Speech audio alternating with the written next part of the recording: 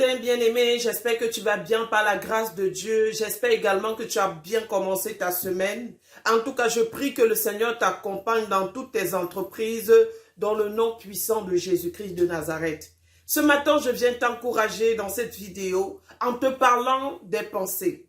Les pensées que nous nourrissons à l'intérieur de nous finissent par transformer notre vie positivement ou négativement.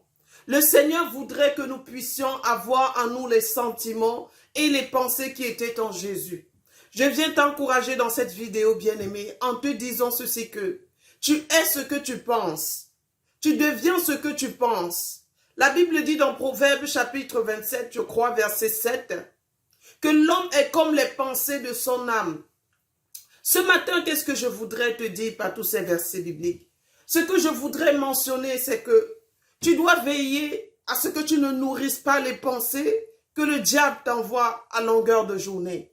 Il t'envoie ces pensées de découragement, il t'envoie ces pensées d'inquiétude, il t'envoie ces pensées de dépression, il t'envoie réellement ces pensées négatives dans le but de te faire croire que Dieu n'agit pas, dans le but de te faire croire que tu n'iras jamais nulle part et que tu ne réussiras jamais.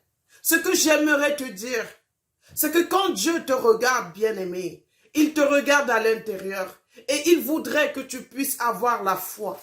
Parce que l'inquiétude est le contraire de la foi. C'est pour ça que le Seigneur a dit dans Matthieu 6, qui par ses inquiétudes peut ajouter une seule coudée à la durée de sa vie. Dieu voudrait que nous puissions nourrir notre âme, non pas avec des pensées négatives, mais avec des promesses de Dieu. Amen. Les promesses de Dieu sont là, elles sont disponibles pour chacun de nous, bien-aimés.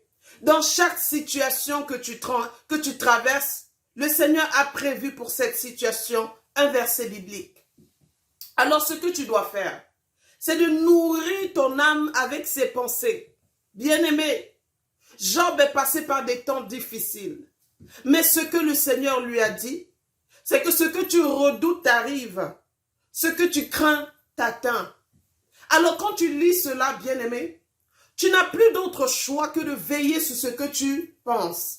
Je t'encourage dans cette vidéo à commencer par renouveler ton intelligence, ce que le monde appelle communément mindset. Nous appelons cela, nous chrétiens, renouvellement de l'intelligence.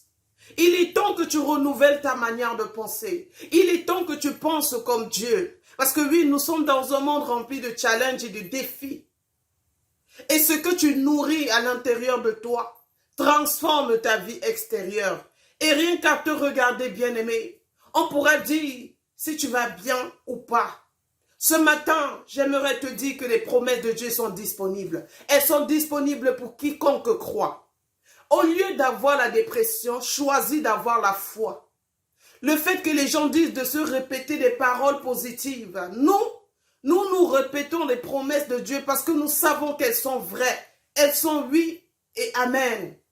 Alors, tout au long de cette semaine, commence à analyser le genre de pensée que tu nourris. Est-ce que ces pensées sont en adéquation avec la parole de Dieu?